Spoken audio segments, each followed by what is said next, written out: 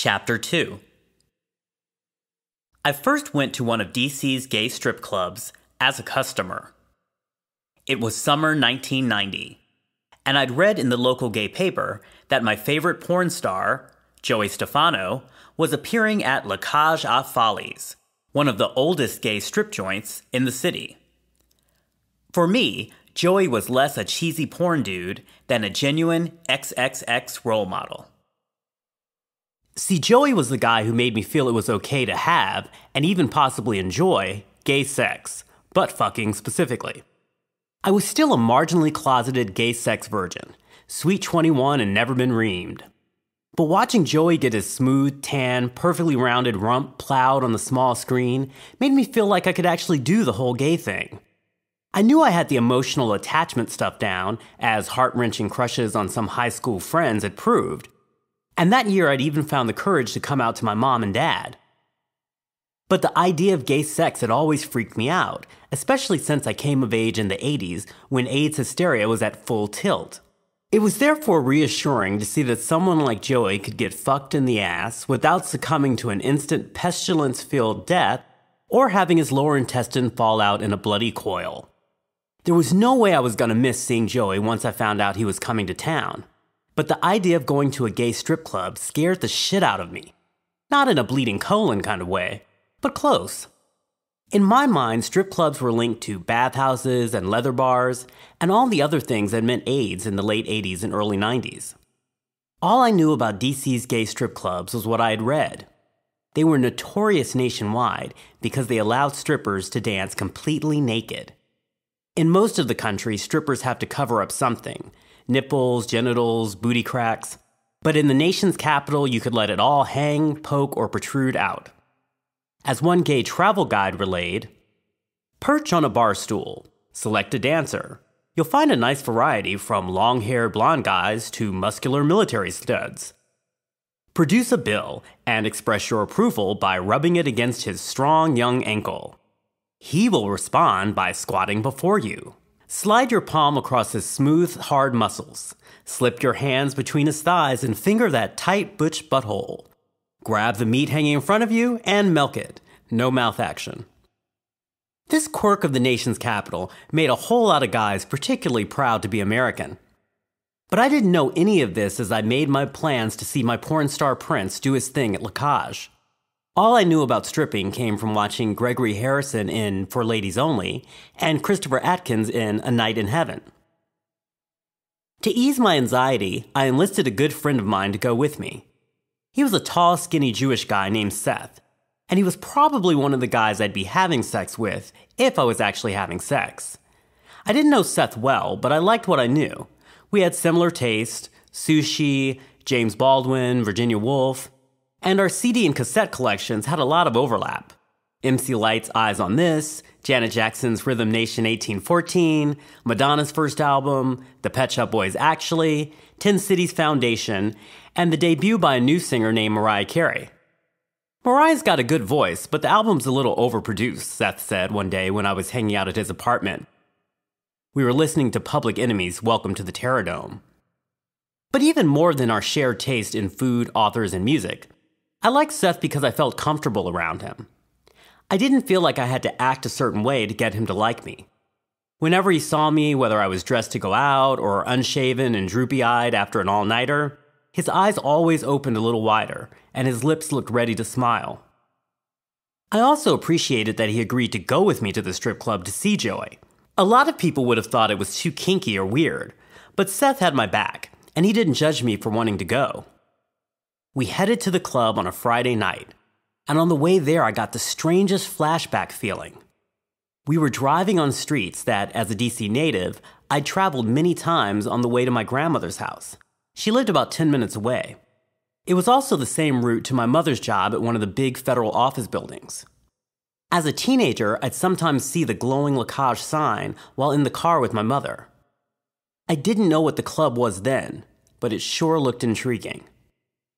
La Cage sat just blocks away from such national landmarks as the U.S. Capitol, the Washington Monument, and the White House.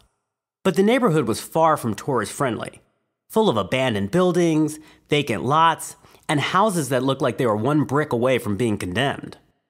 The block came alive only at night when Blige and the other clubs turned on their neon signs, and all sorts of men looking to get it on with other guys descended upon the sidewalkless streets.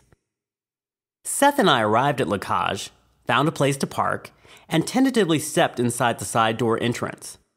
We paid $5 each to a serious-looking man sitting in a booth and moved into the club's dark innards. There were 2 bars in the club, and standing on top of them were some of the hottest guys I'd ever seen, dancing completely naked save for their socks. The dancers were bathed in warm red light shining from above the bars. They glowed like dreams, and I was enthralled. As I walked through the club, my eyes focused on this one particular dancer, a tall, athletic guy who looked like he should have been modeling polo shirts for Ralph Lauren. Watching him move across the bar reminded me of that scene from Risky Business where Tom Cruise dances around the living room in his underwear. I loved seeing such a private moment on the big screen, and I felt the same way about looking at Polo Guy. It was just great to be able to gaze at a guy, naked or otherwise, and really be able to check him out. This was something I hadn't been able to do without fear since the 2nd grade when an incident happened at the home of my best friend Teddy, a blonde kid who was about a year younger than me. I went over to his house to play almost every day after school, and I was perpetually fascinated because I'd never spent so much time in a white person's house.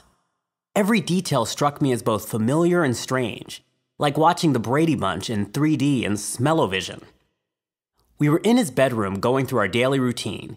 He would ask me to turn around so that he could change from his school outfit into his play clothes, and every day I would comply. But on this particular day, something felt different. I wanted to look. I had to. It was like I'd lost the choice not to. Slowly, I peeked my head around and caught a flash of his blonde hair, pale skin, Superman underoos. Then I saw Teddy's eyes as he looked up.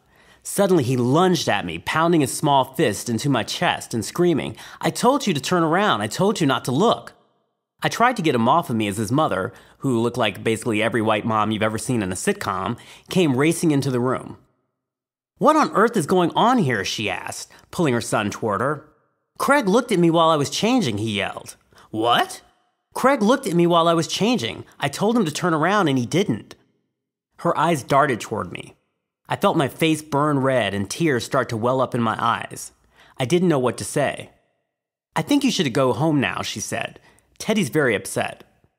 "Okay," I said, backing out of the room. "I'm sorry."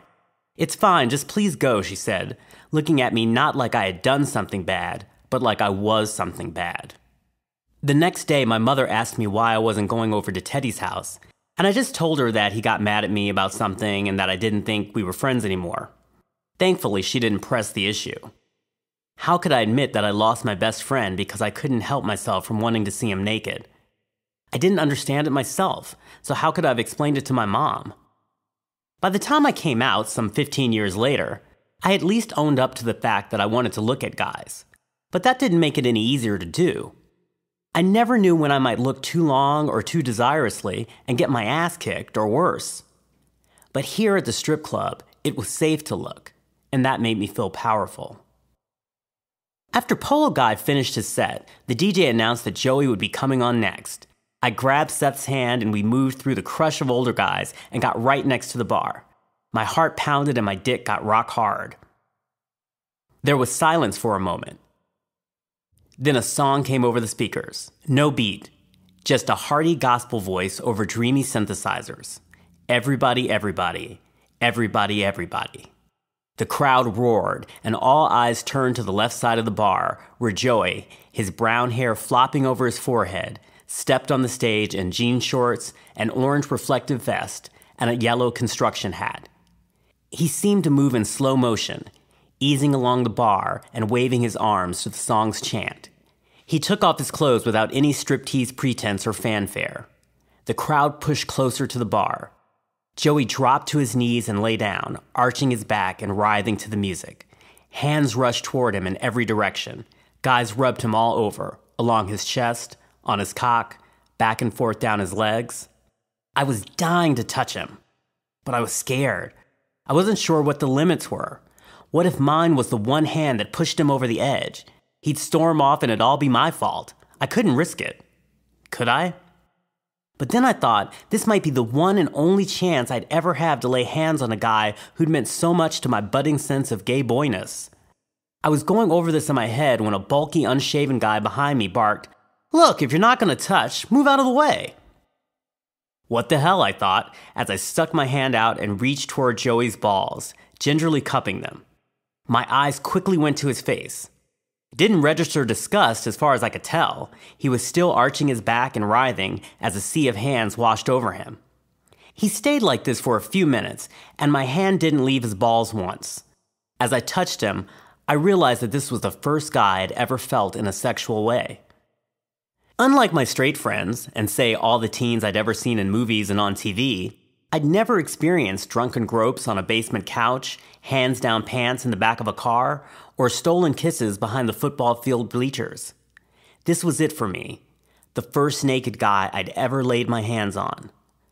When the song was over, Joey put on his clothes, thanked the crowd, and left the bar. I put my hand to my nose and swore it smelled like cherries.